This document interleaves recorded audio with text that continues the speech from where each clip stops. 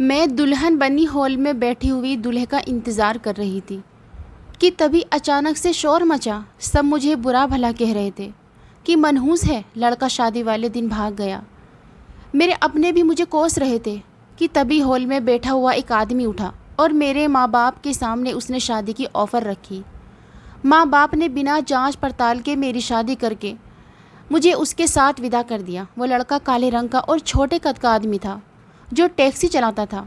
दूल्हे को देखकर मेरे होश उड़े थे कि तभी वो मेरे पास आया और ऐसी बात की कि मेरे पैरों के नीचे से ज़मीन निकल गई। वो तो मैं दुल्हन बनी रूम में बैठी थी। सभी मुझे देखकर मेरी तारीफ़ें कर रहे थे, कह रहे थे कि तुम पर बहुत रूप चढ़ा है। मेरे हाथों की मेहंदी का रंग बहुत ज़्यादा था। जो भी देखता कहता कि तुम्हारे पति को तुमसे बहुत प्यार होगा। आज तो जितनी तुम सुंदर लग रही हो, तुम्हारे हाथों तुम्हारे पति की खैर नहीं। और मैं ऐसी बातों पर मुस्कुरा रही थी। दिल में फीलिंग्स आ रही थी। बस मैंने एक बार ही यूवी की फ़ोटो देखी थी और उस पर फ़िदा हो गई थी। वो बहुत हैंडसम नौजवान थे और पिछले 5 महीने में मैंने इतने सपने सजाए थे कि बता नहीं सकती। आंखें बंद करती थी तो यूवी की शक्ल सामने आ जाती थी। 5 महीने मैं उनसे बहुत प्यार करने लगी थी और दुल्हन बनी बैठी उनके इंतज़ार में थी। मेरे होश उस टाइम उड़ने शुरू हुए जब समय बीतने लगा और मेरी बारात नहीं आ रही थी। मेरे पापा बहुत परेशान थे और मम्मी बार बार मेरी सास को फ़ोन कर रही थी, लेकिन उनके घर से तो कोई फ़ोन ही नहीं उठा रहा था। अब तो मुझे भी परेशानी होने लगी थी कि आखिर वो लोग फ़ोन क्यों नहीं उठा रहे। मेरे पापा ने मेरे छोटे भाई को उनके घर भेजा ताकि पता करे कि क्या वजह है। और जो वजह सामने आई थी उसने तो जैसे मेरी जान निकाल कर रख दी थी। वो कहने लगे कि यूवी ना जाने कहाँ भाग गया है, सुबह से ही घर में नहीं है, हम उसे ढूंढ ढूंढ कर थक गए हैं। मेरे भाई कहने लगा कि वो शादी के मौके पर कहाँ जा सकता है। वो कहने लगे हम नहीं जानते, लेकिन पता नहीं कहाँ गया, हम उसी के इंतज़ार में हैं। जैसे ही वो आएगा तो बारात लेकर आ जाएंगे। यूवी का छोटा भाई कहने लगा कि भाई तो इस रिश्ते पर तैयार ही नहीं थे। माँ पापा ने ज़बरदस्ती रिश्ता किया था, इसलिए वो भाग गए हैं। मुझे नहीं लगता कि वो वापस आएंगे। उसका ये कहना था कि उसकी माँ उसे घूरने लगी, लेकिन मेरा भाई समझ गया था कि अब बारात कभी नहीं आएगी।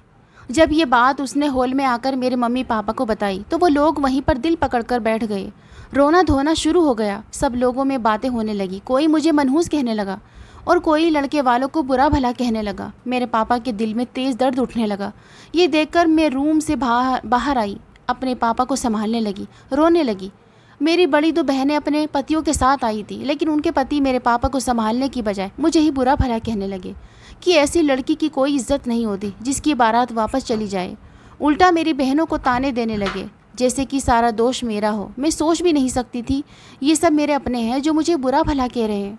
उसी समय एक नौजवान इन मेहमानों में से उठा था जो कहने लगा कि इस लड़की से मैं शादी कर लूँगा। ये सुनना था कि पूरे हॉल में सन्नाटा सा छा गया। मेरे पापा उस नौजवान को देखने लगे। उसका रंग अच्छा खासा काला था, हाइट छोटी थी, शरीर भरा हुआ था, उसके चेहरे की बनावट तक भद्दी थी। देखने में ये नौजवान बिल्कुल भी सुंदर न था, एक आम सा नौजवान था, लेकिन मेरे पापा के लिए किसी फरिश्ते से कम न था। मेरे पापा ने ये तक नहीं पूछा कि वो कौन है, कहाँ से आया है और कितना कमा लेता है, क्या करता है। बस फ़ौरन ही कहने लगे कि मैं तुम्हारे ये उपकार कभी नहीं भूल सकता जो तुम हम पर कर रहे हो। मैं तो कुछ कह ही नहीं सकती थी। ये भी नहीं कह सकती थी कि मैंने यूवी के सपने अपनी आंखों में सजाए थे, जो कि देखने में अच्छा खासा हैंडसम और स्मार्ट नौजवान था। मैं भला कैसे उस आदमी के साथ शादी कर सकती थी।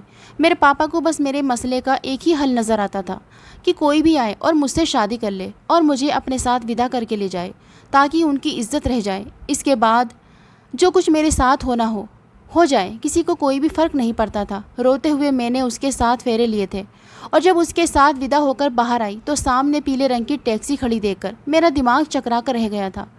उसने टैक्सी का फ्रंट डोर खोला और ख़ुद ड्राइविंग सीट पर बैठ गया। ये देखकर मेरा दिल था जैसे किसी ने मुट्ठी में लेकर मसल दिया हो। वो एक टैक्सी ड्राइवर था और यहाँ शादी अटेंड करने वाले मेहमानों को छोड़ने आया था और इन मेहमानों से उसे रोक रखा था कि वापस भी वो इसी टैक्सी पर जाएंगे। इसलिए उन्होंने इस टैक्सी ड्राइवर को हॉल के एक कोने वाली टेबल पर बिठा दिया था ताकि मेरी शादी का खाना वो खाकर जाए। पर मैं नहीं जानती थी कि मुझे इसी टैक्सी ड्राइवर के साथ विदा होकर उसके छोटे से घर जाना पड़ेगा। एक गरीब से इलाके के एक छोटे से घर के बाहर वो टैक्सी खड़ी हुई। वो फ्रंट सीट से उतरकर अपने घर का ताला खोलने लगा, फिर मेरी साइड का दरवाज़ा खोला। मैं किसी बेजान मूर्ति की तरह उसे देख रही थी और अपनी किस्मत पर आंसू भी नहीं बहा सकती थी। उसके घर के अंदर जाते हुए वो घर क्या था, बस सर छुपाने की जगह थी। सीमेंट का बना हुआ आंगन था जो कि बहुत छोटा था। इसके एक तरफ छोटा सा किचन बना हुआ था, सामने एक ही कमरा था। जब उसने मेरा हाथ पकड़ा तो मैं सोच भी नहीं सकती थी कोई ऐसा भी मेरी ज़िंदगी में आ सकता है, और वो भी ऐसा इंसान जिसे मैं देखना भी पसंद ना करूं, वो मेरी ज़िंदगी का मालिक बन जाए।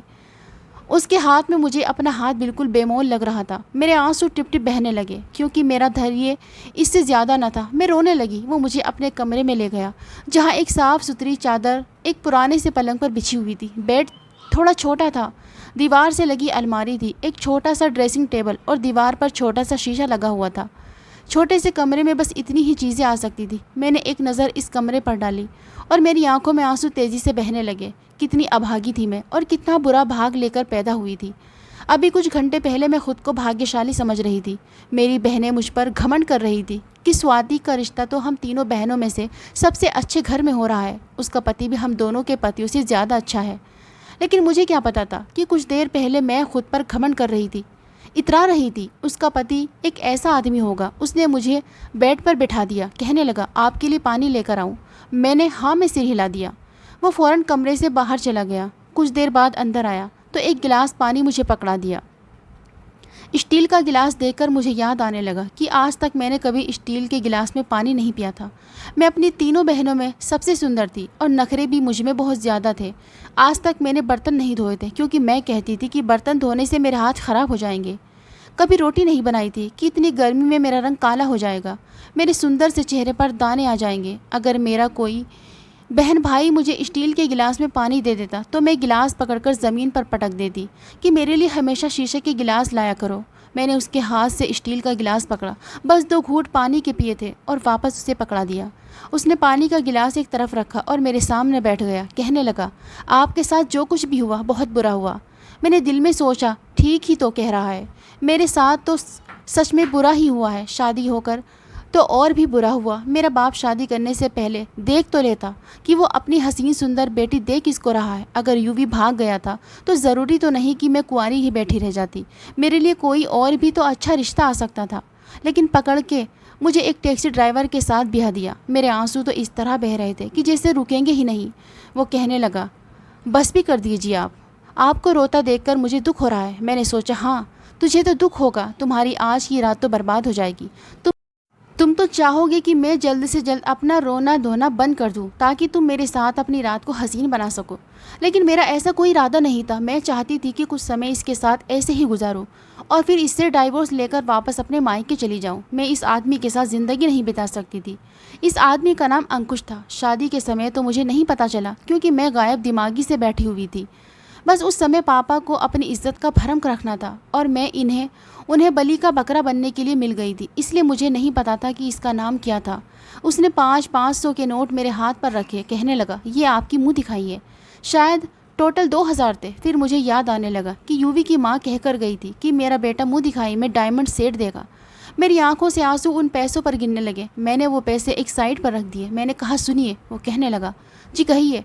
मैंने कहा मैं अभी किसी भी रिश्ते के लिए तैयार नहीं। वो कहने लगा मैं जानता हूँ कि आप दिमागी तौर पर अभी किसी भी रिश्ते के लिए तैयार नहीं है। मैं आपको परेशान नहीं करूँगा, लेकिन जो आपका अधिकार है वो तो मुझे देना ही है। ये कहकर उसने अपना तकिया और रज़ाई उठाई और कमरे से बाहर चला गया। जनवरी का महीना था, इसलिए ठंडक थी। मैं बेड पर लेट गई, लेकिन इस शादी के जोड़े में सोना मेरे लिए आसान काम नहीं था। मैंने अपने गहने रोते हुए उतारे और फिर अलमारी खोलकर देखा तो वहाँ पर सिर्फ मर्दाना कपड़े थे। लेकिन फ़िलहाल मेरी मजबूरी थी। मैंने उस आदमी का एक सूट निकाला और वो पहन लिया और बेड पर लेटकर सो गई। सुबह आरती की आवाज़ सुनाई दी, लेकिन मैं नींद में थी। शायद मंदिर आसपास ही थी। फिर ऐसा लगा जैसे कमरे में कोई आया हो। मैंने अपनी आंखें मुश्किल से खोलकर देखा तो वो आदमी कमरे में मौजूद वॉशरूम में नहा रहा था। इसके बाद एक नज़र मुझे देखकर फिर कमरे से बाहर चला गया। वो शायद सुबह की आरती के लिए मंदिर जाता था। अब तो मैं जाग चुकी थी, इसलिए सोचा कि पूजा कर लेनी चाहिए।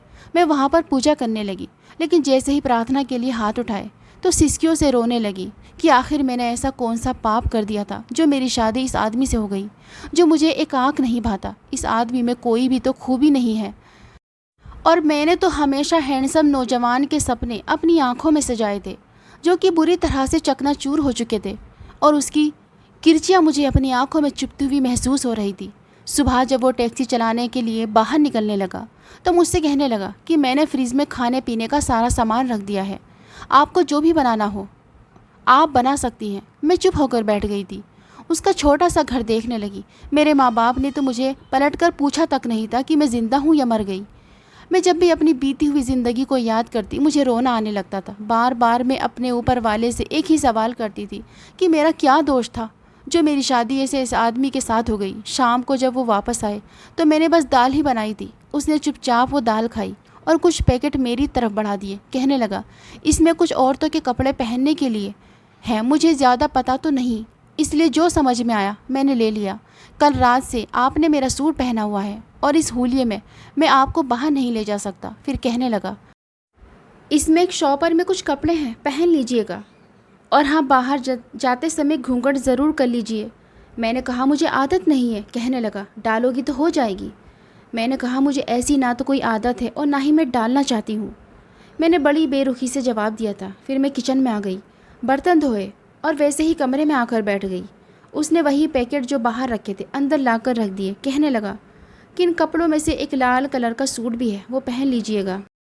ये सुनकर मेरा दिल हलक में आया था। मैंने जैसे ही वो पैकेट खोलकर देखा तो एक हल्का फुल्का सा फैंसी सूट था जिसका कलर लाल था।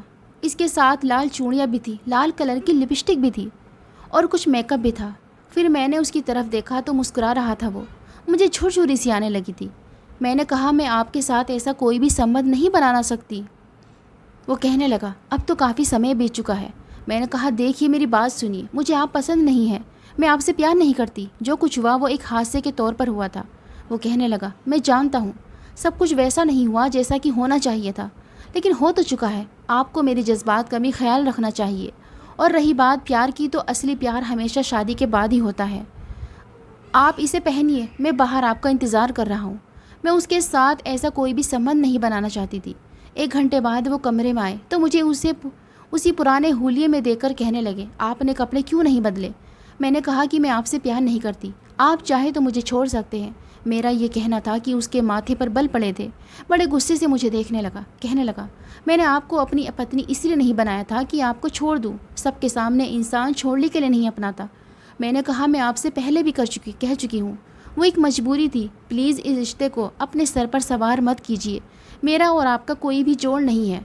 मैं अच्छी खासी एजुकेटेड हूँ, नौकरी करके अपना गुजारा कर सकती हूँ। वो कहने लगा कि ठीक है, मैं आपको समय देता हूँ। कितना समय चाहिए आपको? मैंने कहा, मुझे डाइवोर्स चाहिए। दे सकते हैं तो बड़ा एहसान होगा आपका। मेरी ये बात सुनकर वो वापस बाहर चला गया। अगले दिन मैं आंगन में बैठी चाय पी रही थी जब सामने से किसी की आवाज़ मुझे सुनाई दी। मैंने देखा तो एक हैंडसम लड़का सामने छत पर खड़ा मुझे इशारे कर रहा था।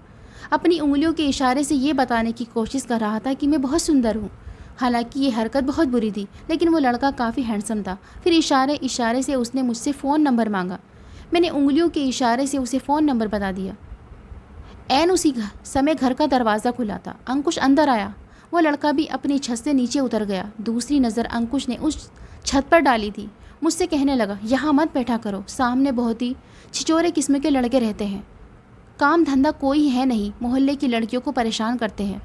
मेरे दिल में सोचा कि जो कुछ भी है, मेरा तो टाइम गुजर ही जाएगा। कम से कम शक्ल सूरत में अंकुश से तो कई गुना अच्छा है। मैंने अब रोज़ का रूटीन बना लिया था। जैसे ही अंकुश बाहर जाता मैं उस लड़के से इशारों में बातचीत करने लगती।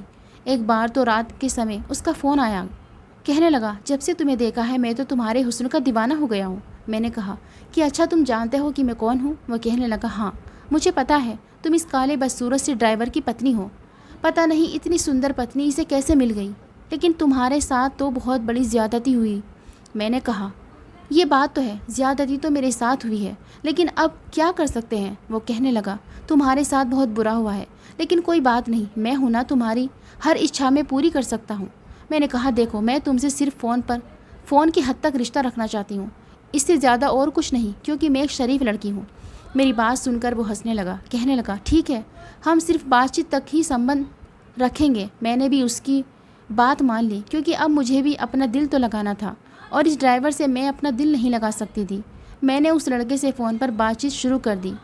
वो मेरी बहुत तारीफ़ें करता था, कहता था कि मैंने आज तक तुम जैसी सुंदर लड़की नहीं देखी और मैं उसकी तारीफ़ें सुनकर बहुत खुश होती थी। मेरा पति वैसे भी मेरे कमरे में नहीं सोता था, बाहर पलंग पर जाकर लेट जाता था। मुझे बस ये करना होता था कि उसके कपड़े प्रेस करने होते थे, उसे खाना बनाकर दे देती थी। ना मैं उससे ज़्यादा बातचीत करती थी और ना ही उसके पास जाती थी। ज़्यादातर वो लड़का मुझसे रात को बात करता था। उसका नाम राज था, नाम भी बहुत अच्छा था। एक बार कहने लगा, मैं तुम्हें देखना चाहता हूँ। मैंने कहा, रोज़ तो देखते हो। वो कहने लगा, वैसे नहीं, पास से। ऐसा करते हैं, किसी होटल या रेस्टोरेंट पर मिलते हैं। मैंने कहा, ना बाबा, मुझे डर लगता है। वो कहने लगा, जब प्यार किया तो डरना क्या। मैंने कहा, मैं तुमसे प्यार नहीं करती, बस बातें करती हूँ। वो कहने लगा, वो भी करने लगोगी। कहने लगा, और वैसे भी मुझ में क्या कमी है, अच्छा खासा तो हूँ। मैंने कहा, हाँ, अच्छे खासे हैंडसम हो, लेकिन कमाते कुछ तो कुछ नहीं हो। मेरी ये बात सुनकर वो हंसने लगा। कहने लगा, क्या फ़र्क पड़ता है, तुम्हें तो सिर्फ स्मार्टनेस से मतलब होना चाहिए, और वो मेरे पास है। मैंने कहा, खाली पेट इश्क अच्छा नहीं लगता। हाँ, अगर तुम कुछ करने लग जाओ तो मैं तुम्हारे बारे में कुछ सोच सकती हूँ।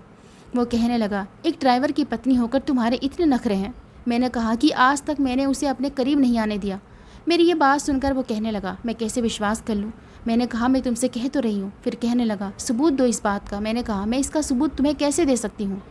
फिर हंसने लगा और कहने लगा, वो भी मैं तुमसे एक दिन ले ही लूँगा। मैंने कहा, देखो, मैं तुमसे पहले भी कह चुकी हूँ कि मेरे साथ हद में रहकर बात किया करो। वो कहने लगा कि मोहब्बत में सब कुछ जायज़ होता है, लेकिन मेरा वादा है कि कटी पतंग की तरह तुम खुद मेरे पास आओगी। मैंने कहा, सोच है ये तुम्हारी। वो कहने लगा, देख लेना, मर्द की बातों में बड़ी कशिश होती है। औरत किसी मोमबत्ती की तरह पिघलने लगती है, फिर नहीं देखती कि क्या पाप है और क्या पुण्य है। मैंने कहा, लेकिन मैं ऐसी बिल्कुल नहीं हूँ। मेरी बात सुनकर वो हंसने लगा और कहने लगा, अगर ऐसी ना होती तो अपने पति को कभी मना न करती, उसे स्वीकार कर लेती, अपनी किस्मत का समझकर उसे अपना लेती, या समझ लेती कि ऊपर वाले ने तुम्हारे लिए उसे ही बनाया था, लेकिन तुमने ऐसा नहीं किया।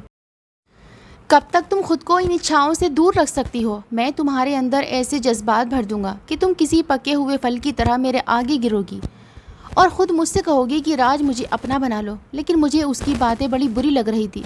मैंने फ़ोन बंद कर दिया। अगले दिन अंकुश मुझसे कहने लगा कि तैयार रहना, हम खाना खाने के लिए एक रेस्टोरेंट में जाएंगे। मैं तैयार हो गई। काफ़ी दिन से बाहर नहीं गई थी, इसलिए सोचा कि खाना खाने में तो कोई हर्ज वाली बात नहीं है। जिस रेस्टोरेंट में हम खाना खाने गए, वहाँ पर लोग हमें देख रहे थे। हालांकि वो टैक्सी ड्राइवर था, लेकिन मुझे अच्छे रेस्टोरेंट में लेकर आया था। एक कोने वाला टेबल उसने बुक किया था ताकि मैं आराम से खाना खा सकूं। वही उसने मुझे पतला सा सोने का छल्ला भी दिया था। कहने लगा, ये प्यार का तोहफा समझ कर रख लो। बेशक ये ज़्यादा कीमती नहीं था, लेकिन मैंने उसका दिल रखने के लिए पहन लिया। अंकुश कहने लगा, बहुत अच्छी लग रही हो। मैंने कहा, थैंक्स। खाने का मेन्यू कार्ड उसने मेरी तरफ बढ़ा दिया था। मैंने कहा कि तुम अपनी हैसियत के मुताबिक जो चाहो मंगवा लो। मेरे स्वर में अब भी घृणा थी। वो कहने लगा कि ये दावत मैंने तुम्हारे लिए की है, जो चाहे मंगवा लो। उसकी बात सुनकर मैंने मुस्कुराकर उसे देखा। मैंने कहा कि तुम मेरी दावत अफोर्ड नहीं कर सकते। तो वो कहने लगा कि तुम्हें जो मंगवाना है मंगवा लो। मेरी जेब में इस समय अच्छे खासे पैसे हैं, इसलिए मैं तुम्हें इस रेस्टोरेंट में लाया हूँ। शायद उसने पिछले 2-4 महीने की अपनी सारी जमा पूंजी आज ही उड़ानी थी। मैंने ऑर्डर कर दिया खाना। मैंने खूब पेट भरकर खाना खाया था, क्योंकि सब चीज़ें मेरी पसंद की थी। लेकिन आइसक्रीम खाते हुए थोड़ी सी आइसक्रीम मेरे कपड़ों पर गिर गई। मैं वॉशरूम में अपना दुपट्टा धोने के लिए चली गई, लेकिन जैसे ही मैं वॉशरूम से बाहर आई, वहाँ पर एक लड़का खड़ा था। वो मुझ पर कमेंट पास करने लगा। मैंने उसे खरी खरी बातें सुना दी, लेकिन मैं नहीं जानती थी कि वो मेरा हाथ पकड़कर मुझे वॉशरूम में ही ले जाएगा। मैंने चिल्लाना शुरू किया तो उसने मेरे मुंह पर हाथ रख दिया और वॉशरूम में ही मेरे साथ गलत हरकत करने लगा कि अचानक उसे वॉशरूम का दरवाज़ा खुला था। सामने अंकुश खड़ा था। ये सब देखकर उसकी आंखों में तो जैसे खून उतरा था। वो फ़ौरन मेरे पास आया और उस लड़के को उसने इतना मारा कि मार मार के लहूलुहान कर दिया। बहुत से लोग वहाँ जमा हो गए थे। रेस्टोरेंट का मैनेजर तक आ गया था। फिर उसने उस लड़के को पुलिस के हवाले कर दिया। पहली बार मैंने अंकुश को इतने गुस्से में देखा था। घर आते ही मैंने देखा कि उसका हाथ काफ़ी ज़ख्मी हो चुका था। उस लड़के ने भी अंकुश को मारा था। उसके होठ के पास चोट भी लगी थी। पहली बार मुझे उसका एहसास हुआ था। मैंने कहा, तुम्हें क्या ज़रूरत थी लड़ने की। वो कहने लगा कि शुक्र करो मैंने उसे जान से नहीं मार दिया। अगर वहाँ का स्टाफ और वो मैनेजर ना पहुंचता तो वो लड़का मेरे हाथों से मर जाता। मैंने कहा कि इतनी मोहब्बत करते हो मुझसे। पता नहीं मैं उससे क्या सुनना चाहती थी और क्यों सुनना चाहती थी। वो कहने लगा, तुम मेरी इज्जत हो और धिक्कार है ऐसे मर्द पर जो अपनी इज्जत की रक्षा न कर सके और धिक्कार है ऐसी औरतों पर जो अपने पति के होते हुए गैर मर्द के सामने अपने आप को पेश करे। जो हुस्न उसके पति के अलावा गैर मर्दों के लिए हो, वो इस गंध की तरह होता है जिस पर हर मक्खी आकर मुंह मारती है। और तुम देख सकती हो कि हमेशा गले सड़े फलों पर ही मक्खियों का झुंड होता है। औरत की सुंदरता की मिसाल भी ऐसी है। अगर उसके पति के लिए सुरक्षित रहे तो किसी कीमती हीरे की तरह है, वरना गले सड़े हुए फल की तरह है। फिर कहने लगा, तुम मेरे लिए बहुत कीमती हो, इसलिए मैं बर्दाश्त नहीं कर सकता कि कोई तुम पर बुरी नज़र डाले। इसलिए तुमसे कहा था कि घूंघट लिया करो। तुम घूंघट करोगी तो बहुत अच्छा लगेगा, तुम खुद को भी सुरक्षित महसूस करोगी। यह कहकर वो कमरे से बाहर चला गया। आज फिर से राज की कॉल आई थी, लेकिन मुझसे बात ही नहीं हो पाई थी क्योंकि अंकुश के बाद मेरे कानों में गूंज रही थी। मैं अपने आप को बहुत छोटा सा महसूस करने लगी। मैंने राज से लड़ाई कर ली, उसे अच्छी खांसी सुनाई और फ़ोन बंद कर दिया। मैंने कहा कि अगर दोबारा तुमने कॉल की तो मैं अपने पति को बता दूंगी, वो तुम्हारी टांगें तोड़कर रख देगा। इसके बाद मुझे राज की कोई कॉल नहीं आई। आज मैं खूब तैयार हुई थी, अंकुश की पसंद का खाना भी बनाया था, क्योंकि मैं इतनी बुरी भी नहीं थी कि खुद को 2 टके का कर लेती। इसलिए सोचा कि अब मैं इसकी हो जाऊं, जिसने मुझे इज्जत दी, भरी बिरादरी में मेरा मान रखा। अंकुश मेरे लिए उस समय हर हैंडसम मर्द से ज़्यादा हैंडसम हो गया था। शायद इंसान की नज़र सामने वाले को खूबसूरत और बदसूरत बनाती है, वरना ऊपर वाले का बनाया हुआ हर इंसान सुंदर ही होता है। आज जिस नज़रों से मैं उसे देख रही थी, मुझे अंकुश में कोई भी बुराई नज़र नहीं आई थी। इसका काला रंग भी मुझे इसके चेहरे पर जचता हुआ महसूस हो रहा था। मेरे दिल में अंकुश के लिए प्यार आने लगा था। वो मेरे लिए फूलों के गजरे लाया था जो मैंने मुस्कुराकर अपनी कलाइयों में पहने थे। वो मुझे हैरत से देखने लगा। मैंने कहा, मैं बहुत कीमती हूँ ना, मैं चाहती हूँ कि आप मुझे अनमोल कर दीजिए। मेरे सवाल पर उसने मेरा हाथ थाम लिया। अंकुश की मोहब्बत ने मुझे एकदम बदल कर रख दिया था। आज मेरी सोच बिल्कुल ही बदल गई थी कि जिस खूबसूरती के पीछे मैं भागती थी वो तो सिर्फ दिल को थोड़ी देर लुभा सकती है, मगर जो इंसान दिल का खूबसूरत हो तो सारी ज़िंदगी साथ निभाता है, प्यार और आदर भी बहुत करता है। मैं अब बहुत खुश रहने लगी हूँ। मैं खुद को भाग्यशाली समझती हूँ कि मुझे अंकुश जैसा पति मिला। मैंने अपने पापा को भी माफ़ कर दिया था, क्योंकि उन्हीं के फैसले की वजह से आज मुझे अंकुश जैसा प्यार करने वाला पति मिला है। मेरे मायके वाले भी मुझसे मिलने आते रहते हैं, मैं भी जाती रहती हूँ। मेरी ज़िंदगी खूबसूरत डगर पर चलने लगी है, जहाँ अंकुश हमेशा मेरे साथ है। दोस्तों, इस कहानी को लेकर आपकी क्या राय है, कमेंट बॉक्स में ज़रूर बताइए। अगर आपको हमारी आज की कहानी पसंद आई है तो इसे लाइक करें और अपने दोस्तों के साथ शेयर करें। और हाँ, चैनल पर नए हैं तो प्लीज़ चैनल को ज़रूर सब्सक्राइब करें।